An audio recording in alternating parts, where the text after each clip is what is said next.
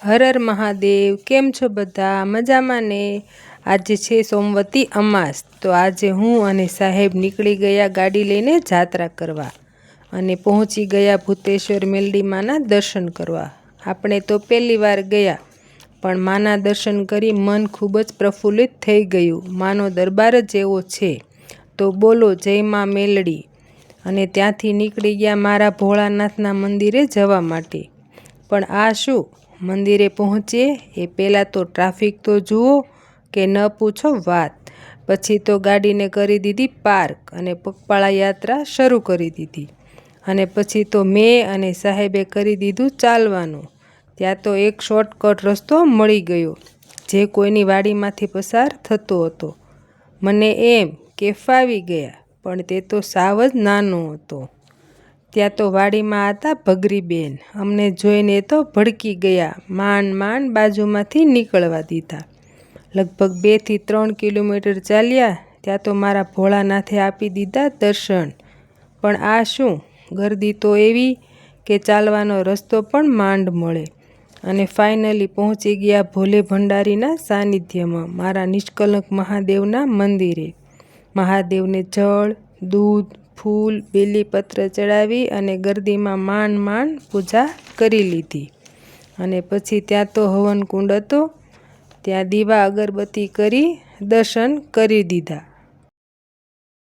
પછી તો આપણે કરી લીધી ગોરમાની પૂજા। દીવા તો કર્યા, પણ ભારે પવનને કારણે દીવા બરાબર થતા ન હતા, તો ચાલશે। પછી તો આપણે કરી દીધું આંબૂડું ને જાંબુડું। આપણને બહુ આવડે નહીં, પણ જે આવડ્યું તે કાલાવાલા કર્યા। એ મારા પ્રભુ મારી પ્રાર્થના સમજી ગયા હશે। પછી તો આપણે ફોટા પાડી દીધા અને કરી દીધા મારા મહાદેવના દર્શન। આજની ભીડ તો જુઓ કેટલી બધી છે। અને પછી આપણે કરી દીધું ચાલવાનું શરૂ અને આપી દીધા નાના બાળકોને બિસ્કિટ, એટલે એ પણ રાજી અને હું પણ રાજી। અને ફરી પછી ચાલવા માંડ્યા। આજ તો ભીડને લીધે રસ્તામાં ચાલવું ખૂબ જ મુશ્કેલ હતું। ત્યાં તો આ શું, આ નાના બાળકને જોઈને ખૂબ જ દુઃખ થયું કે પેટ માણસ પાસે કેવું કામ કરાવે છે। પાછા ચાલવા લાગ્યા। આજનો તડકો થોડોક વધારે લાગતો હતો, પણ અહીંયાનું વાતાવરણ એટલું સારું લાગતું હતું ને કે ન પૂછો વાત। ચાલતા આવી ગયા કાંઠે અને ફરી કરી દીધી પૂજા। મને તો નથી ખબર કે આને શું કહેવાય, તમને ખબર હોય તો કહેજો। ત્યાં તો સાહેબ કે લાવ તારા ફોટા પાડી દઉં, એને મારા ફોટા પાડવા બહુ ગમે। પછી થોડીવાર કાંઠે બેસી ગયા કુદરતના ખોળે। આપણે મંદિર પહોંચ્યા ત્યાં પાણી બહુ આગળ વયું ગયું હતું, એટલે આપણે નાહ્યા નહોતા। કાંઠે બધા વીડા કરીને નાહતા હતા, તો આપણે પણ કાંઠે બેસીને પવિત્ર સ્નાન કરી દીધું અને થઈ ગયા પાવન। અને પછી ધીમે ધીમે ચાલવા લાગ્યા। ત્યાં તો આપણી નજર ગઈ પાણીપુરી ઉપર, પણ આપણે કાંઈ ખાવાની હતી નહીં, કારણ કે આજે હતી સોમવતી અમાસ। મન મનાવી ચાલતી પકડી। પછી તો બજારમાં ઘરવખરીની વસ્તુઓ, નાના બાળકોના રંગબેરંગી કપડાં અને જીવન જરૂરિયાતની બહુ બધી વસ્તુઓ જોવા મળી। અને રમકડાં તો જુઓ એમ થાય કે લઈ લઉં, પણ કોના માટે, નાના બાળકો તો છે નહીં। અને પાછા ચાલવા માંડ્યા।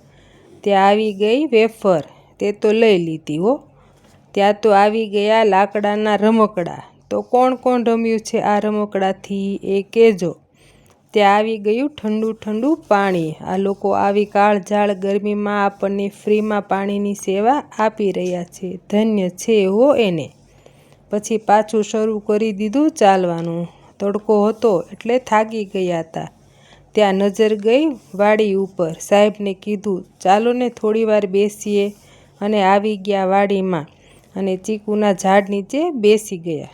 ચાલતા હતા એટલે ભૂખ તો લાગી હતી, તો આપણે લાવ્યા હતા વેફર, ચેવડો, સોડા, પાણી અને કરી દીધું વનભોજન। મજા પડી ગઈ। થોડી વાર છાંયડે બેસી ફરી ચાલવા લાગ્યા। તડકામાં ખૂબ ચાલ્યા પછી માંડ આપણે પહોંચી ગયા આપણી બાઇક પાસે અને નીકળી પડ્યા ઘર તરફ। ઘરે આવ્યા ત્યાં તો ખૂબ જ થાકી જવાયું હતું, માથું પણ દુખવા માંડ્યું હતું, તો બનાવી દીધી મસ્ત મજાની ચા અને ચાની ચૂસકી સાથે આજનો વિડીયો આટલો જ. તો આજનો વિડીયો ગમ્યો હોય તો લાઈક કરજો, શેર કરજો, ચેનલમાં નવા હોય તો સબસ્ક્રાઈબ કરવાનું ભૂલતા નહીં. અને હા, જો કોઈ મારા વિડીયો ભાવનગર અથવા તો ભાવનગરની આજુબાજુના ગામડામાંથી જોતા હોય તો જય મેલડીમાં અને જય નિષ્કલંક મહાદેવ કોમેન્ટમાં લખવાનું ભૂલતા નહીં. જય શ્રી કૃષ્ણ.